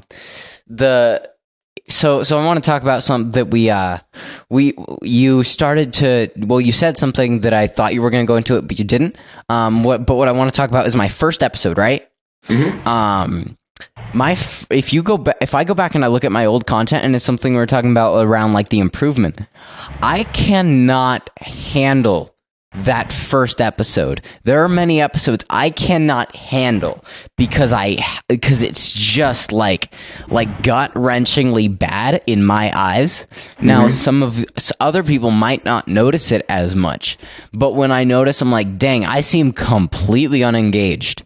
What's going on here, Really? And well, I think it also just comes down to my ability to connect to these people, because a lot of the people I had on the podcast, I hadn't ever talked to them one-on-one before. Oh, wow. Like think about it. I've asked you a question on the Apogee call, but all the rest of our communication has been through text. Yep. So I've had to learn this ability to come into a situation, and with maybe luckily this time we had 5 minutes while you were getting some gear ready, but sometimes I get on, I have 30 seconds before I start recording to talk, to just be like, hey there, how are you? And so I've had to learn this skill of being able to immediately connect with someone. And I'm good at human connection. I love talking to people, love connecting with people. But dang, sometimes there are people where it's just hard. It's just hard. And I've had to master that in order to be a successful podcast host. Mm-hmm. And it's a very interesting thing to look at as a whole, because I'm like, whoa, I just really really, really am struggling to connect with this person. And so sometimes a lot of my interview, but it's not like it's a disconnect. It's because it felt a little surface level and a little interviewy. Yeah. I don't want my podcast to feel interviewy. I want it to feel like this, like a conversation. There's a reason it's called the Conversation Station. Right. So that is one of the skills that I value, that I have learned from podcasting, is being able to instantly connect and take it to a deeper level with people. Yeah. No. Well, so for the people not in media, or like they've never been on a podcast or never hosted a show, when you have a great host, you won't realize what they're doing, of like how hard it is to connect, and the angles they're working on, all this other stuff. And one of the best examples I can think of. So before I even say this, when we think podcast, most people think Joe Rogan, right? Like, yeah. But he has on gnarly guests who are really easy to plug in with. There's a podcast called, do you care if I say it? We're giving free ads here. Do you care if I say another podcast name? Go ahead. Cool. So, well, they say it on this show, no free ads, but it's called Saturday Down South. And it's a college football based podcast with an emphasis on the Southeastern Conference. My favorite show to listen to. One, because I'm a college football nut. But two, they have really good communicators as the host. And the host is Connor O'Gara. And I've actually been on there, super easy to work with. But dude, he interviews athletes, young athletes, like 20 years old, and they're not known for being great communicators. And now that I've done podcasts, I have an appreciation for his skill set of when he brings on an athlete and he asks them a really in-depth question of, like, let's say, hey, so you were on the 2019 LSU national title team. What was it like to work with Joe Burrow? And they just go, it's good. Okay, well, so now he has to figure out, okay, I've got layers I've got to peel back here. And so he's constantly having these different angles he can attack from to therefore create the connection, as well as pump out words from the guest who doesn't realize, hey, man, you can't just answer a question with 2 words on a podcast, you know? Definitely. And so that's actually something from listening to the Essential 11. I've been using it to both, listen to these guys that are awesome who have come on the calls, months ago, and just get a refresh of that knowledge. Mm-hmm. But also the other major thing is that I get to listen to Matt talk. Matt is a master at getting answers out of people and the way he'll transition. Because that is one of the hardest things. If you have just something you want to cover, because I don't come into this with too much, but I'm like, hey, it would be cool to talk about this thing, right? That transition is very difficult. It's because sometimes it can feel very abrupt, but that's one thing I've studied with what Matt does. Is he's really easily able to transition. So I've been using it as a study tool on that side of things. But yeah, hosting, difficult, but when you do it well, it's really, really good. And one of the best things anyone can do anywhere for anything is learn from people who are really good at the thing they're doing. So through listening to Matt, you're basically achieving osmosis of how does he communicate, you absorb it, and then you go do it. And I did an interview for a team years ago, like a team I was trying out for. And I had to go to my board, which is me in front of like 5 of these very, very senior dudes. But I had been listening to podcasts for like 2 years at that point, and I used to listen to a lot of Tim Ferriss. And that dude can interview, man. He is a great podcast host. And I didn't realize it until I was done with this interview with the team. I just communicated like Tim Ferriss. Like I'd gotten so used to hearing how he would ask questions, receive answers, ask questions, often answer, and things like that, where I just opened up the communication, and people were like, "Dude, how'd you do so well at your board?" I'm like, "I listen to great communicators," and I didn't realize it, but I was learning to communicate in the same way they do. Yeah, it is interesting, and that's one of the things that I like to look at there is you can use everything as a tool. And especially we live in an age where there's someone doing what you want to learn on the internet. Maybe they're not teaching how to do it, right? And maybe there's not someone teaching it in the style you want to do it, but there's someone doing it in the style you want to do it. So if you can learn how to break things down and learn from them, then you can master anything on the internet. I mean everything I know about production, I've learned from from like 3 different YouTube channels that have built up. Like, the reason that I'm in media is because I wanted to recreate an effect from Zach King. Have you heard of that guy? No, who's that? You've probably seen his videos before. He does like editing sort of magic videos. I'll shoot you one of his videos when we're done. I can guarantee you've seen it. His videos get incredible amounts of views, but I wanted to recreate something he had done in the past. So I looked it up, and there's this channel called Learn How to Edit Stuff. And that channel is the reason that I got into this. I watched a tutorial on that, then I found a software that could do what he was doing in that tutorial for free, and then I just started playing with it, watched other tutorials. For a while, I'm just gonna go give shout outs because you said no free promo or whatever, so now, or no free commercials. Now I'm just gonna give out a bunch of free commercials. So from there, it was like I watched some tutorials specific to that software. Watched a couple of back then. I don't watch it much anymore, but Hit Film Sensei, and then and then there's this Production Crate. They have a website that has stock footage, a lot of great stuff.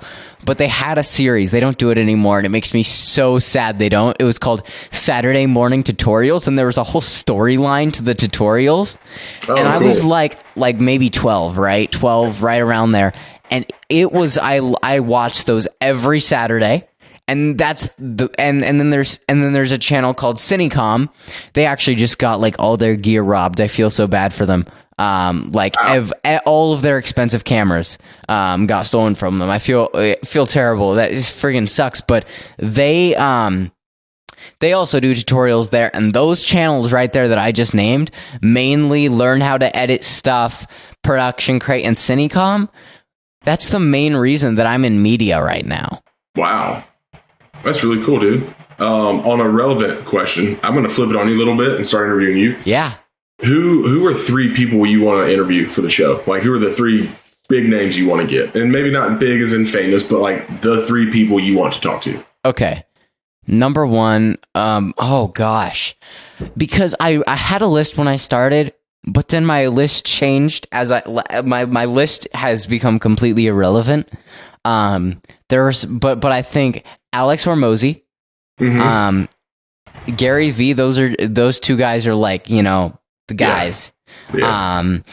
And then let me think for a second on this, because there are so many incredible people out there.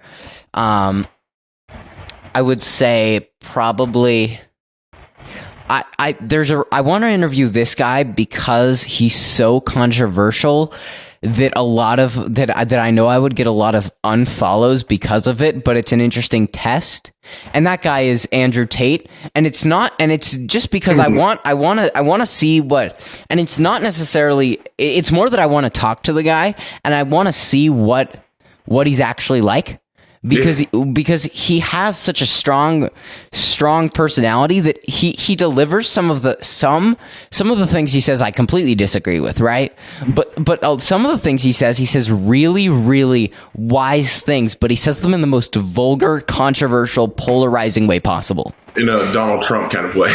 In a Donald Trump kind of way. That's another guy I'd love to have on. Yeah. Not necessarily on my list, but like. The way that Andrew Tate communicates is very interesting to me. And the way he communicates is something I would like to learn from. And so that's a guy. And then I'm trying to think of guys that aren't like, because I've just named 3 guys that a lot of people would name. So I want to think of some guys that aren't necessarily as blatant. There's a guy by the name of MMG. He does gaming content, which you wouldn't necessarily think would align with everything I do on the podcast. Yeah. But he's a really, really great communicator. Yeah. And just watching him I've been watching him for years. He has been a big part of like my journey just through rough times, you know, enjoying his content. I mean, there's a reason I still watch everything he puts out to this day. And even if I only play video games once a month, realistically. But him, and then there's so many incredible people that I'm trying to think okay, I'll just list off some obvious ones, right? Jordan Peterson, right? Donald Trump, Elon Musk, some of these very high profile guys. I mean, if I could have Joe Rogan on my podcast, that would be insane, or go on that podcast. Yeah, there's a lot of these obvious guys, but I'm trying to think of some of the guys that, might not necessarily be as well known. And I think a lot of the guys that let me think for a second. Well, hold on. Shaq. So Shaq. Gotta have a Shaq back, baby. That'd be cool. So let's dwell on one. What would you want to ask Andrew Tate, or like just talk to him about? Honestly, my goal would be I want to talk to him more about his journey as opposed to anything else. Mm-hmm. And I want to talk to him about marketing, because no one else realizes this. Everyone talks about the controversial things he says. People don't realize that's the point, and that he's a marketing genius. It's controversial because you're hearing about it, and that's not an accident. And the fact of the matter is, within the course of a month, right? Probably 2022, course of a month, he went from nobody knew who this guy was to you hear about him everywhere. Right. Yeah. So yeah. I want to talk about that, how he planned that out. He's like Liver King. Yeah. I don't have that much respect for Liver King anymore. And I never really did. He was just a weird dude. Interesting guy. No, and he claims to be off drugs. He's not at all. Whatever. Yeah. That's another talk for another day. But on Donald Trump, I'm actually reading his book, The Art of the Deal, right now. Have you ever read it? No. I've been recommended that book. I need to read that at some point. It's super good. It's really cool hearing into detail like how Trump Tower came to be and all these deals and stuff like that. Hence the name Art of the Deal. But yeah, I think you'd like it. And while I don't think you need motivation, I think you have plenty. I think it just helps bring another set of eyes and experiences for you to learn from. Yeah. And so I want to finish what I was saying on Andrew Tate, because I think the number one thing is I would touch on some of these controversial topics, but I think what a lot of people lack is the fact that at the end of the day, he's still a human. He's still a guy who has lessons to share, who's been through life and learned a lot.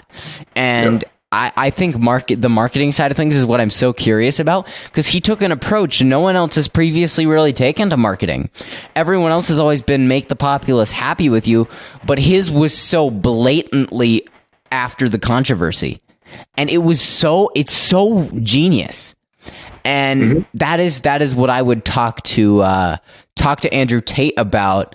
And then, but I also want to hear more. I want to get like his full story, like kind of what Matt does. He'll have these guys break it down on the Apogee calls as to like what their journey was like. I really want to hear that in depth, because I've heard clips of it, but I don't think there's been a moment where he's fully broken down this journey. Yeah, no, I think you're right. And two, with how the media pervades him, you're never going to hear the whole story, right? Like, it's their job to take the big story, isolate these chunks that's going to get reads and follows and stuff, and then make you think that's what he's truly about. So a lot of the polarizing activities and behaviors and things he said, I would want to talk to him and open that up and get it out of that channel and really hear the why and the full side of things, if that makes sense. Absolutely, yeah.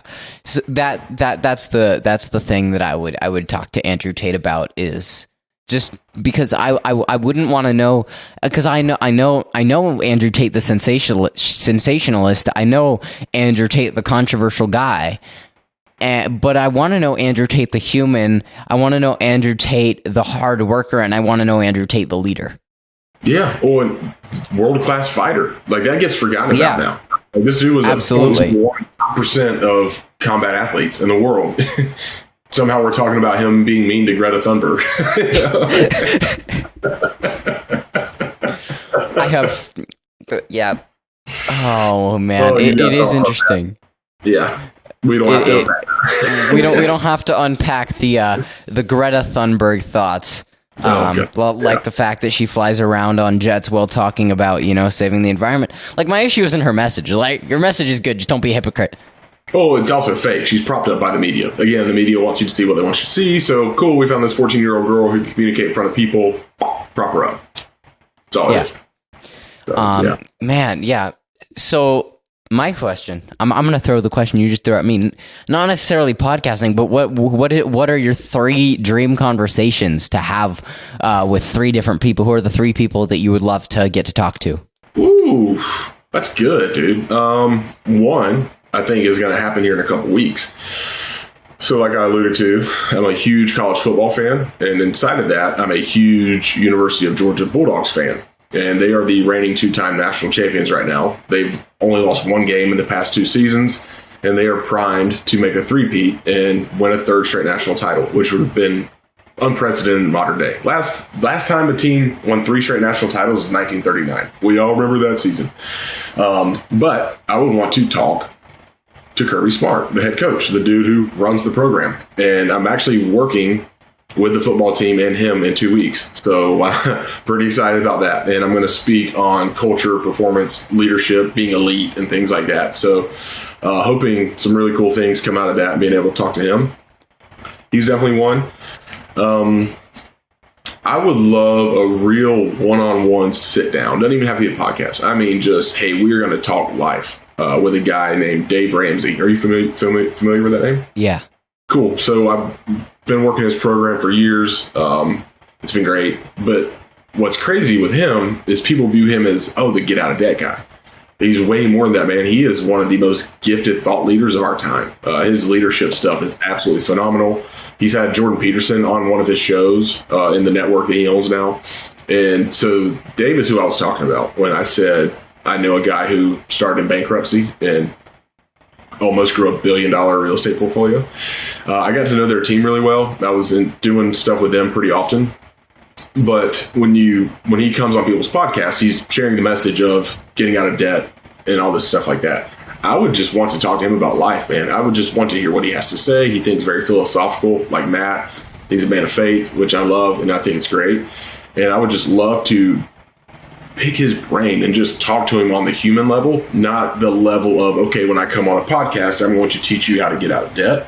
I want to hear how you grew a business from literally a poker card table in your living room to 200,000 square foot cash owned buildings with an event center, and grew a company that operates debt free and does $250 million in revenue every year. That'd be really cool. Yeah. It's interesting. It's kind of like the human side of things that I was saying with Andrew Tate. Exactly that, man. Let's see, who would a third be?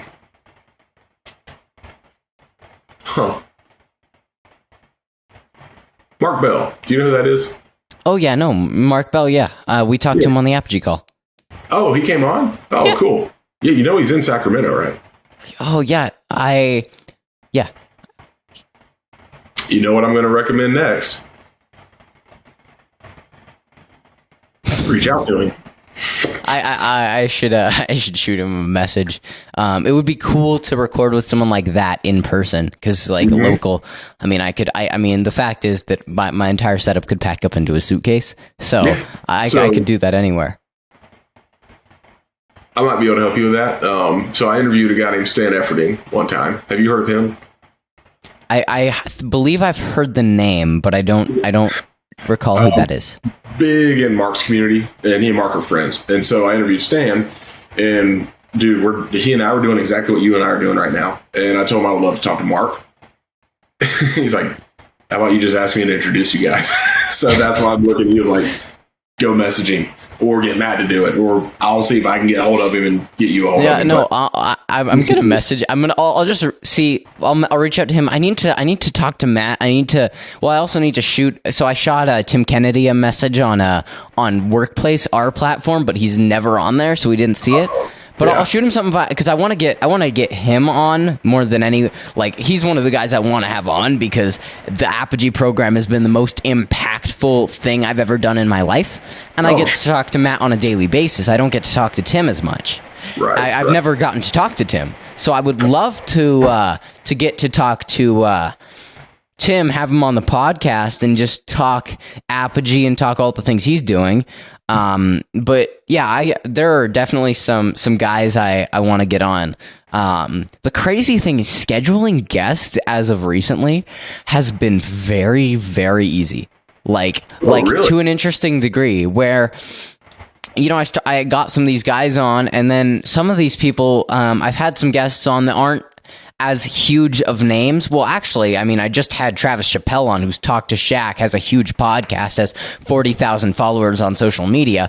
But I had scheduled him months ago. But what I mean is, as of late, scheduled, just some of these people that I know through like Rodney's network and the people he knows. Is I saw a guy on social media who I had never talked to him before, and I knew who he was through Rodney, and he runs a podcast. I just shot him a message. I'm like, hey man, I love everything you're doing.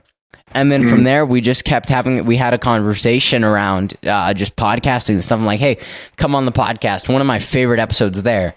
And then the one I just did with a guy by the name of Alex Chomp, I met him in person when I was doing something with Rodney. Again, that guy is very essential to the people I know. He's one of those people that is kind of like who I want to be. Like he's like that number one guy. Yeah. But then so then I had Alex on, and so I had shot him a message and he hadn't gotten back to me because he hadn't seen it. So I just had Rodney shoot him a message to get back to me, right? And then he got back to me, and then I had him on, and then Rodney reached out to the people at that AI company because I had met them before, and he shot her a message to have me on. Or to come on my podcast. And so I scheduled that one, and then I just reached out to a guy who I met a few years ago at when I did a shadow day at Matt's Acton Academy in Roseville. Cool. And I shot a message to him because I've been loving his content recently, and he has a digital marketing agency at like 18 years old. Wow.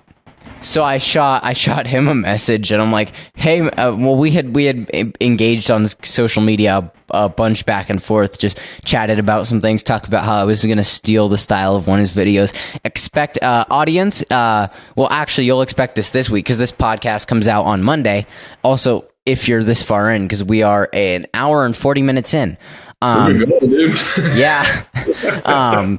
But if you expect a video, either it's already come out or it's coming out in the next couple of days around in a style you'll see in the caption. I'll shout him out. He had a cool content style that I like, so I messaged him after he posted it saying, I'm totally stealing this, and he's like, please do. And so we've been engaging on social media, and so we're gonna connect there. We're gonna connect on a podcast. I'm recording with him on Monday. But it's gotten to the point where it's like it's just kind of been happening. But now I'm gonna reach out to some of the names the people that I like want to have on, get back on that a little bit. But like, I mean, you're one of those guys that I wanted to have on. So basically, right after you came on the Apogee call, I was like, "Ooh, I should get that guy on the podcast." But that was right around when my consistency was fizzling out. And then it was like I got back, and then I got back into working out a couple weeks ago, and the first one of the first Essential 11 episode I listened to during a workout after starting working out was your episode when you came on the Apogee call. Oh, cool, man! Well, I'm glad we all were able to make it happen. Yeah, and so then I was like, oh, okay, I'm gonna reach out to John, and so, yeah, it is interesting how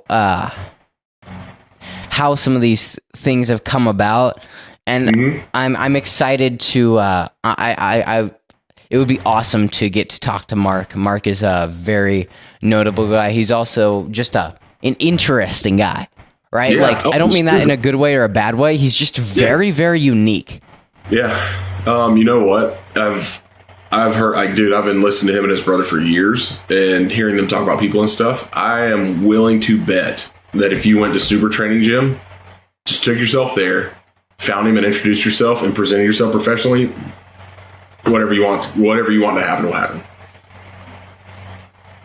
Dude, that's actually not a bad idea. See, I didn't know he was in Sacramento till he like mentioned it in like one video a couple months ago, or I recognized a landmark in the background. But that's one of the interesting things I found, because I want to find local people that to network with, and I have Rodney and the people in his network that are all local, But it's interesting. There's not the closest Apogee guy, like Apogee, like young man to me is in San Francisco, and that's a 3-hour drive. Oh wow, yeah, that's a hump. Yeah, and then so it's interesting too, because currently I'm like the people that I consider friends, the people that I really enjoy hanging out. There are two people that are the core of that, and they are 30 and like 43. And I'm not joking. I'm not. I say this with full seriousness. I mean, well, I guess I mean that more locally because I have my best friend but he's out in Wisconsin. So, but like, I mean that fully seriously. And so, finding the right people for me has been difficult, but I wasn't having any luck, and so that's when like I mentioned way earlier in the podcast, is I just decided, okay, I'll just be the best version of myself, and those people will end up in my life. Yeah, they'll find their way in, and you'll get rid of the ones who don't need to be there. Oh, no, since I started being intentional, I don't really talk to many people anymore, mostly because they were people that weren't providing value in any way, shape, or form. Yeah, and that's not cold, that's not narcissistic, it just is a matter of fact. And the fact is you're on a different path and trajectory than not just most people, but definitely most 16-year-olds. And you understand what brings value is what you need, and that does not make you selfish. That means you're growing, and that's very, very good. I'm going to rewind just a bit. I'm going to step in coach mode here, and I'm going to be texting you to see what your plan is to go to super training and when you're going to approach Mark and what you want to say. This is going to be cool. It'll happen. Yeah, I will. Eat to the fire, dude. Okay, I will say this. This is one thing I love. I love accountability. I love it when someone's like, okay, I'm going to message you. I'm going to make you do this. That's one of the things I really, really enjoy, because it's something that's so lacking in society. Oh, good. Yes. 100%. Yeah. And especially when it's like, I mean, it's happened multiple times before when I talk to someone and then they're like, hey, I'm going to make you're going to go do this, right? And then I like helping hold other people accountable. Like I graduated the Apogee Strong program on May 1st. It had been a year since I graduated, so 2 years since I enrolled. And since I graduated, I've been a battle squad leader, which means I've gotten to help people stay accountable. My job is to host accountability calls and keep people accountable. And I'm excited because Apogee's working on a new platform, which is going to be like the gamification of the program, where you set your objectives, and when you achieve them, you get points for it, and it's going to be like a belt system. So that's going to be really, really freaking cool. Oh, yeah, that'll be super cool. Yeah, Matt told me you had really stepped up with the leadership role. I wasn't sure specific on exactly what that was, but it's cool, man. Like, we're meant to serve, so just keep doing it. When in doubt, serve. Feel funny? Serve. Feel bad? Serve. Depressed? Serve. Go pick up trash, do something. Just go help folks, and everything will buff itself out. Oh, yeah, it is so very true. I'm gonna kind of like shift away a little bit from this for a second, because I just had a thought pop into my head, and we're to the 1 hour 47 minute mark. So coherency. People are going to start flicking. So I'm not as focused on keeping it on topic, but something then from like a little while ago, I want to just talk about when I started working out again. I was at my mom's house, and I was just feeling crappy, feeling like I couldn't get anything done, and I had a couple things I needed to get done. And I just decided that, okay, I'm going to go for a run and see if that helps. And it helped. And usually I would do that and then not do it the next day. But then I was like, you know what? I'm going to get up at 7 a.m. tomorrow, and I'm going to go do it again. And I was like, you know what? I'm going to get up at 7 a.m. tomorrow, and I'm going to go do it again. You know what? I'm going to get up at... And then, like, this morning I was like, you know what? I'm going to get up at 5:30 a.m. today and do it. And that was because of I had to do it. Usually, I do need my sleep. I am someone that needs sleep. But it was because this morning I had to go from my mom's to my dad's before 9 a.m., but I also needed to be able to run through my morning the way I run through my morning in order to be efficient. So it was like this necessity, and then So running through it there, and then but it's just like at this point it feels more of a what I do, and it's harder for me. It's harder to not work out right now than it is to work out. Cool. Because I feel crappy if I don't work out. Like not even on just like a mental level, on a physical level. My body feels way less energized. And if I sleep in past 7, I feel crappy. Yep. And it's also at this point, it's hard to get a workout in by like 9 a.m. because I'm in California and summer's beginning. So it's like, great, it's 85 degrees already, you know? Yeah. No, you're on it, dude. Just keep it on. And one day you're gonna look back and like you're gonna look back at where you're at right now. You're like, wow, I've severely outgrown that. But for now, you're at your own high score, right? But you're just gonna keep it on, and everything's gonna feel just fine. Absolutely, and it's interesting to notice how quickly I got better at doing that little loop that I've been doing at my mom's, right? Like, it's just much easier. But then the second it got easy, my body's like, okay, now you have a hurt hip, so now you have to make it hard for you again. Yeah. Well, because that hip is from a lingering injury I sustained like 3 or 4 years ago. Yeah. It's a very funny story on how I got this injury. So back when I lived in Fair Oaks, which is right by Sac and all that, and I had neighbors, I still hang out with them from time to time, and we would always play football every single day, flag football on the street. And there's a part on the street where there's a slight downhill, right? And I was rushing the passer, and they threw it. I jump up to block the pass, and I land, but like all of my weight goes into one leg, and I completely jam my hip. Oh, dang. And it took about 6 months for that to get to the point where I felt like I could affect it where there wasn't as much, where it didn't feel weird. But now if I like do work out real hard, like go for a long run, it'll hurt for a couple of days. So I need to get back to the chiropractor and have them do some work on that. Bracket on you? Yeah. Oh, dude, that's cool, man. You're living like a just super interesting life. Like, it's cool seeing such an entrepreneurial path get kicked off so early, and then also hearing you finding the discipline and the exercise, the sticking with the podcast and all this other stuff. And I'm only 34, so I'm not terribly older than you, but the years between you and I are very critical. It's going to be really cool just to watch all this work you're putting in now unfold and basically create compound interest in your life and what it's going to lead into, you know? Yeah, thank you. Thank you for the kind words. The hardest part of all this has been the discipline, especially when it comes to working out, because for a while I wasn't raised in a way where I was consistently working out. So when it came time to start working out, you know, it's not as easy of a thing. Yeah. So what got you into working out then? Okay, well, Apogee, was kind of the real start of working out. Really struggled with it within that, though. But that's really what got me onto it. From time to time, we all have like those like 3 a.m. rushes where we randomly decide, you know what, now I'm gonna work out, something like that. Yeah. I had those throughout the years, but it was Apogee 150% that got me to start down that path.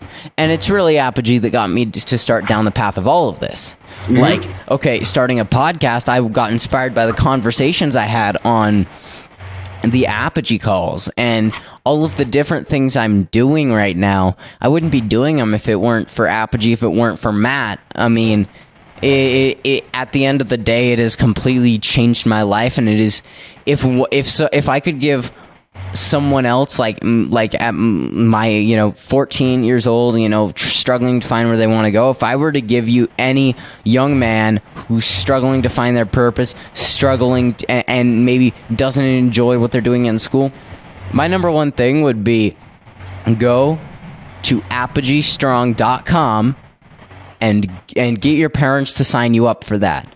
Yeah, it will be, if you stick to the roadmap, it will be the most impactful thing you ever do. Now, you might not recognize it right away. Mind you, I didn't really feel the benefits until a year and a half after the program. after joining the program. That first year, which is when I'm running through the challenges, there was a lot of issues within my household. And so it made it very difficult. But the main issue for me was just I wasn't mature enough to get these things done. But I still worked hard and tried my best. And now later on, it's like it's so blatant how much I gained from it. And so that would be the one message I would deliver to any young man, because it impacted me so much. Would you say you became what you needed? I would be, yes, absolutely. Weird how that works out, huh? Yeah. No, it's been fun, dude. I feel like we could go for another 2 or 3 hours. Yeah, but again, I went for a long podcast and I forgot to bring water. I had the water upstairs. I mean, I've got, oh man, this has been great. I just want to give you another really, really big thank you for coming on here, and thank you for making the time for me. I mean, we're basically doubling what my normal episodes look like. And no oops, man. Don't even say that. It's been like, I love these episodes that run longer. Usually oftentimes I only ask for an hour of my guest's time, because at the end of the day, your time, any guest's time, is very valuable, and I don't want to take up too much of that. But there's a reason Joe Rogan runs for 3 hours, because you get to dive in deeper and deeper and deeper into these things and build, at the end of the day, a better connection. So thank you so much. Oh, dude, thank you. The pleasure was all mine. And I don't feel like we've been going for almost 2 hours now. I feel like we just started. I know. The conversation was good. We hit the flow state that people so often seek, but we didn't seek the flow state. We just started talking, man, and cool conversations unpacked, and it's been a pleasure to come on here. Yeah. Oh, man, I don't know. There's something interesting where certain guests kind of stand out to me when they come on, and we do get into that flow state, and it does happen often. But with this one especially, it was just like, what? It's already been 2 hours? Yeah, I know. I literally gotta go pick up my kids from school soon. So yeah, and I'm like, dang. I still have lots of stuff to do. Dang, it's gotta get done. I'm like, yeah, but it's like, hey, I mean, it's only noon here at least. And so I have like all the time in the world to knock out what I need to knock out. But yeah, so thank you for coming on again. I can't stress how much this means, and I'm definitely gonna hit you up for some workout suggestions, because that is the biggest help in the world, especially for me, who doesn't have that's not my expertise. I have no expertise in working out. So, not to keep us going, I can feel as we're trying to wrap up here. If you go talk to Mark Bell in person, you'll have a world-class dude at your fingertips to help you train. And you can train there for free. So, hey, more excuses to go see Mark Bell. Yeah. All right. So the message of this episode is go see the Mark Bell near you. Yes.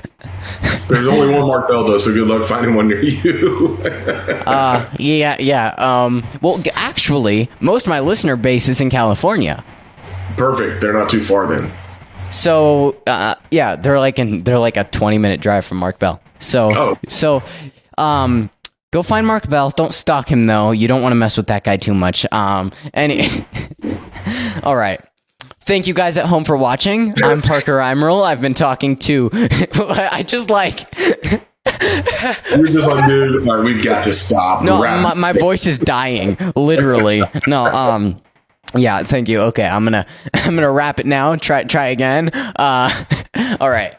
Thank you guys at home for watching. I'm Parker Emerald. I've been talking to John Richards, and this has been The Conversation Station.